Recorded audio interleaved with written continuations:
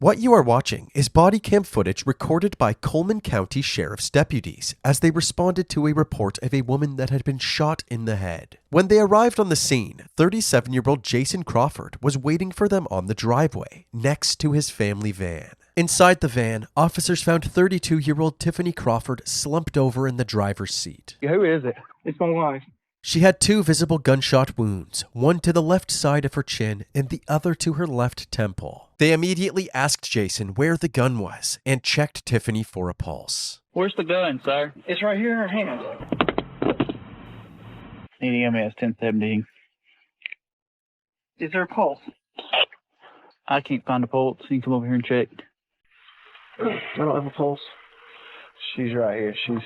She's gone. Tragically, it was clear that Tiffiney had already passed away, but there was still hope, as EMS was in hot pursuit to the residence, intent on reestablishing a heartbeat. EMS is on the way, okay? As they waited, deputies asked Jason to explain what happened leading up to Tiffiney's death. What happened tonight? We were arguing. I gave her stuff so she could go. I didn't let her in the house. The last thing I remember, she said she loved me, and I was going in the house, and I heard a shot, a scream, and then another shot. Here's a slightly more detailed version of what Jason just said. About a half hour earlier, at around 10:30 p.m., Tiffiney returned home with the kids. After the kids ran inside, an argument broke out between Jason and Tiffiney. Apparently, Jason was so upset that he refused to let Tiffiney into the house. He told her to wait outside while he gathered some of her clothes and her work uniform so she could leave for the night. He then said that as he walked away, he heard Tiffiney saying that she loved him. Suddenly, he heard a gunshot, followed by a loud scream, and then another shot. He quickly ran back outside and found Tiffiney curled up inside the van with the door closed. That's when he immediately dialed 911. 911, where's your emergency? I need someone to come out here to my house. Police or medical? My wife is shot. Tell me exactly what's going on. My wife has been shot. She's in her van. Sir, is she breathing? I don't know. Who has she been shot by?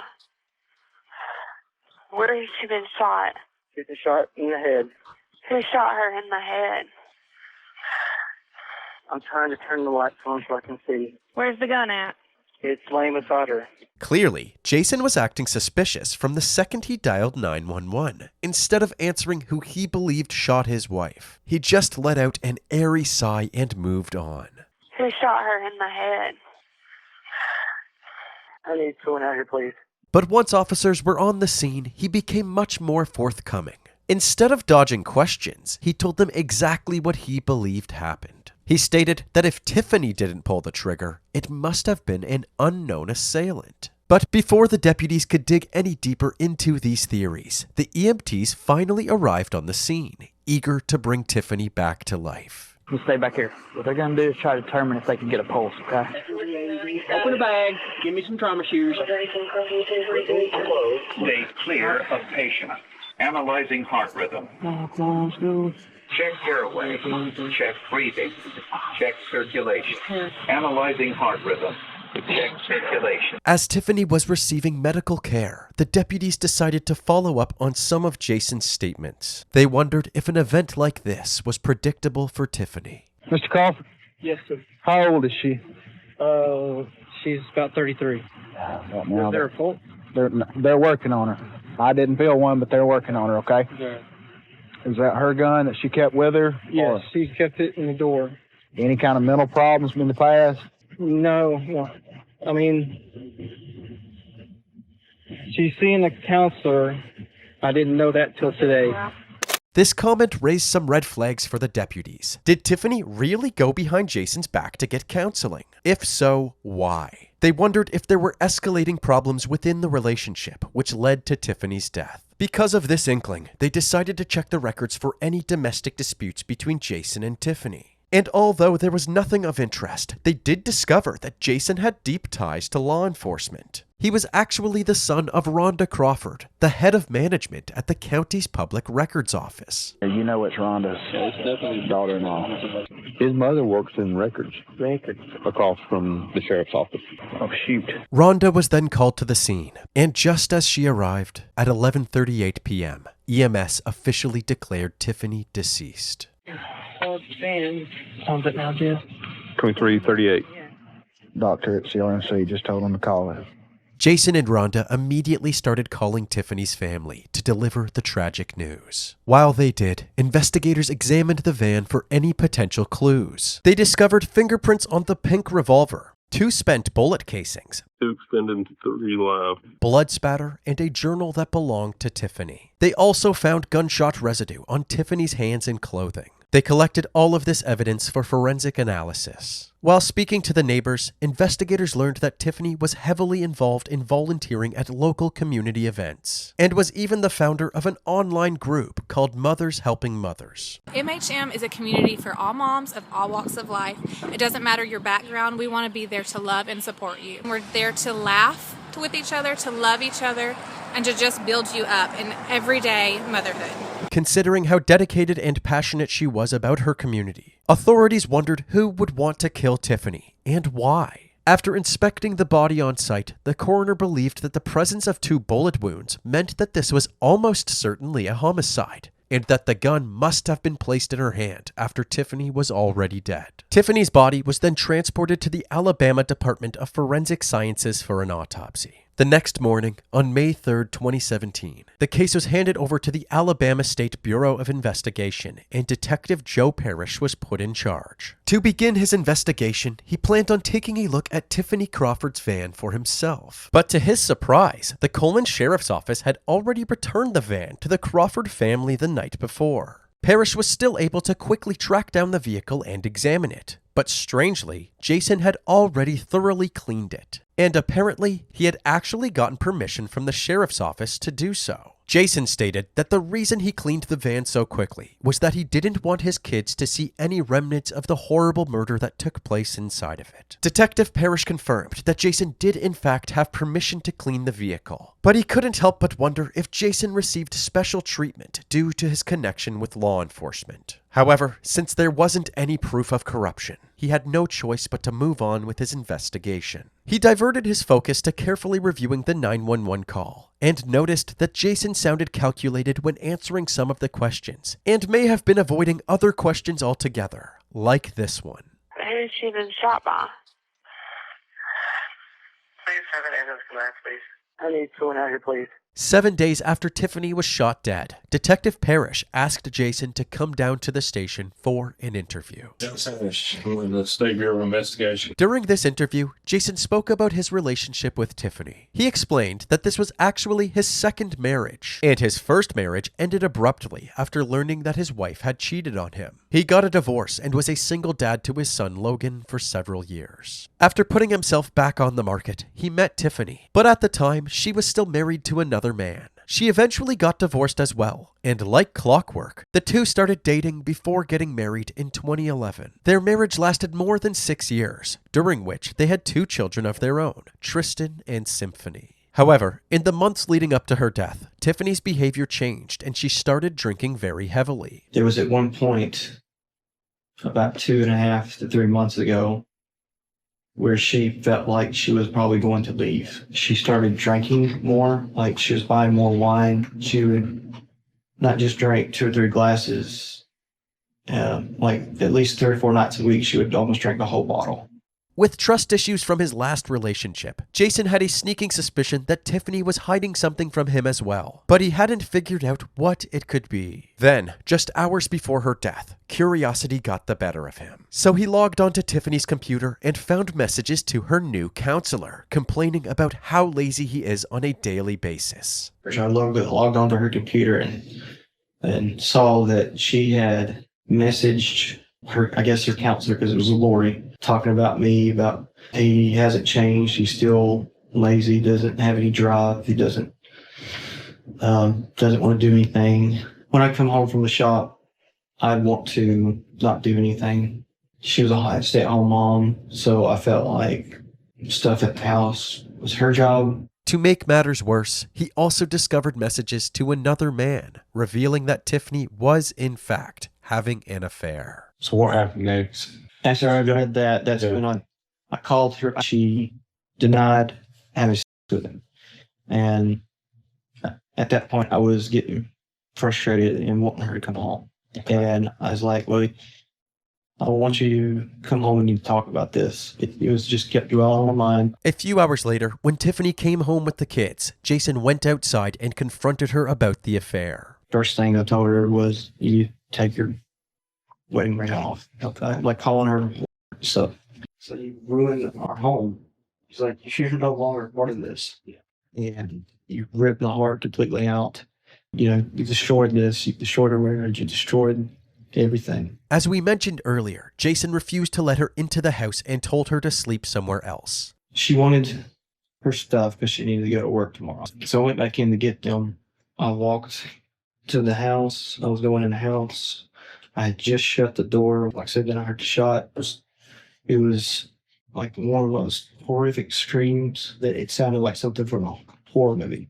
How long between the shots we're talking? Like, it was like, well, scream and the shot. And then like the last shot, the scream was over. Notice Jason's hand position while recalling the moment that shots were fired. Rather than knocking on the table with his fist or an open palm, he points his index finger as if he was holding the gun himself. The detective saw this as a telling sign that Jason was actually holding the gun when shots were fired. While Detective Parrish continued questioning Jason about the details of that night, there was one detail that stood out. Was she left or right-handed? She's right-handed. Right-handed. Yeah. Tiffiney being right-handed is significant because the weapon was in her left hand when deputies arrived at the scene. Where's the gun, sir? It's right here in her hand. This finding further indicated that the crime scene had been staged. She ever shot left-handed? Like, would y'all go to the range? No, not really. No. The only thing I could think of is just because it was right there. She just reached and grabbed it. Did you shoot your wife? No, sir. No. Okay. The interview was wrapped up, but before leaving the station, Jason surrendered his phone to the authorities. However, the phone was clean, as there was nothing incriminating on it. 19 days later, there had been no new developments in the case, so Jason was brought back in for further questioning and agreed to take a polygraph test. The test has begun. Please remain still. Did you shoot Tiffiney Crawford? No. Did you shoot Tiffiney Crawford in the head? No. Did you shoot Tiffiney Crawford inside that van? No.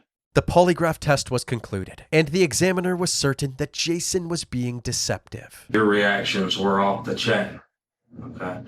You're saying that there's no way that you shot your wife. Correct. Even after being called out for his deplorable polygraph results, Jason continued to firmly maintain his innocence. I don't want to hear that I didn't shoot my wife, because I know that's a lie. He then did something we almost never see in an interrogation. He clarified that he wasn't under arrest and walked out. I can't get up and leave because I'm under arrest, right? You listen to me, huh? Walk out there.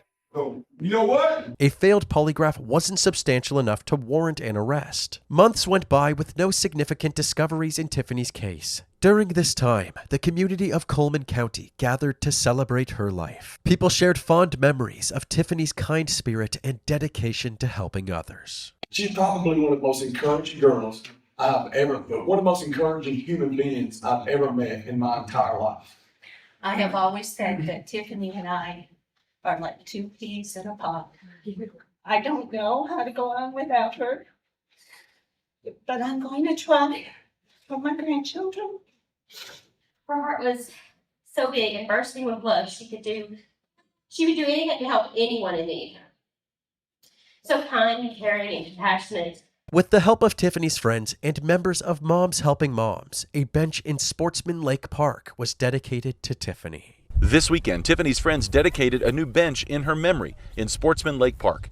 It's purple, her favorite color. A perfect way to remember her, because this means, if you sit on the bench, then you want a friend, you need a friend, and someone come sit with you and you're never alone. It was evident that the community not only wanted to honor Tiffiney's memory, but also yearned for answers surrounding her untimely death. Due to a backlog in the Alabama State Crime Lab, about a year passed before authorities finally received Tiffiney's autopsy report on March 8, 2018. Dr. Valerie Green, the medical examiner, confirmed her initial observations, stating that Tiffiney's manner of death was homicide, directly contradicting Jason's story. Jason said that the car door was closed and that he found Tiffiney with the gun in her left hand. The absence of gunshot residue and abrasions around the wound on the left side of Tiffiney's head indicated that the shot was fired from at least 10 inches away. If the door was closed like Jason said it was, there would have been less than 10 inches of space. Not only that, but if the door was closed, it certainly would have been covered in the victim's blood. However, there was no blood on the driver's side door at all. To the detectives, these results were irrefutable proof that Jason's story was impossible. They now had even more reason to believe that Jason had murdered his wife in cold blood. While the autopsy report was a much-needed win for the detectives, there was still no physical evidence that Jason was the one who fired the gun. However, Detective Parrish and Coleman County prosecutors believed that they had enough circumstantial evidence to take the case to a grand jury. After a thorough review, the grand jury found sufficient grounds to indict Jason Crawford. He was officially charged with first-degree murder. On Monday, May 21st, 2018, Jason turned himself in. Jason Dwayne Crawford has been indicted for murder by a grand jury. According to the sheriff's office, Crawford turned himself in here at the Coleman County Detention Center today. He was booked and then posted a $100,000 property bond. At his arraignment hearing, he pled not guilty. He was then escorted to the Coleman County Detention Center. However, since he immediately posted his bond, he was released after just 30 minutes. While out on bail, the Coleman community, which included Tiffiney's family, continued to support Jason. They truly believed that he did not commit the disturbing crime that he was accused of. After several delays, the trial finally commenced on Monday, November 14th, 2022. It had been over 5 years since Tiffiney's death, and although family and friends believed in Jason's innocence, they were all eager for details of the investigation to come to light. In State Prosecutor Jeff Roberts' opening statement, he meticulously laid out the case against Jason. He said that it was physically impossible for the shooting to be anything but a homicide, and Jason was the only person who had a clear motive: to get revenge for Tiffiney cheating on him. They pointed out his suspicious behavior throughout the investigation, including his avoidance of important questions during the 911 call. Who shot her in the head? And the conflicting statement he made about the gun laying next to her. Where's the gun at? It's laying beside her. Which in reality was actually in Tiffiney's left hand when the cops found her. Where's the gun, sir? It's right here in her hand. They also pointed out that he refused to be tested for gunshot residue and cleaned the van spotless as soon as it was released back to him. The state called DNA analyst Angela Fletcher to the stand. Since only a trace amount of male DNA was detected on the gun, she couldn't confirm whether or not it belonged to Jason. The prosecutor suggested that there was hardly any DNA on the gun because Jason had cleaned it before staging the scene. There was also no blood on the driver's side door, which is consistent with Jason standing outside the van and shooting Tiffiney while the door was open. However, the defense argued that there was still no physical evidence to directly link Jason to the shooting. They believed that the incompetence of the sheriff's office is why Jason was never ruled out as a suspect. For example, the trace amount of male DNA could have belonged to an unknown assailant, but the deputies had tunnel vision on Jason and didn't properly investigate that possibility. They emphasized that the police should have forced Jason to be tested for gunshot residue. They also should have searched for any bloody clothes inside Jason's house. The defense also claimed that Jason was inside the house when the shots were fired, which was corroborated by Jason's eldest son during his testimony. To address the claims from the prosecution's medical examiner, the defense hired their own medical examiner, Dr. James Lauridsen. Despite the fact that there were 2 gunshot wounds, he believed that this was not a homicide. While one half of the defense's case was tackling the accusations against Jason, the other half focused on Tiffiney's state of mind at the time of her death. It turned out that Tiffiney's friends confirmed Jason's claims that she had been drinking excessively. Apparently, she was upset because the man she had an affair with had recently broken up with her. She even started seeing a counselor to address her mental instability. Her first appointment was the day before she died. Portions of Tiffiney's diary were read aloud to the jury. In one of the entries, she wrote that she was trying not to break down. The entry was dated May 2nd, 2017, the same day as the shooting.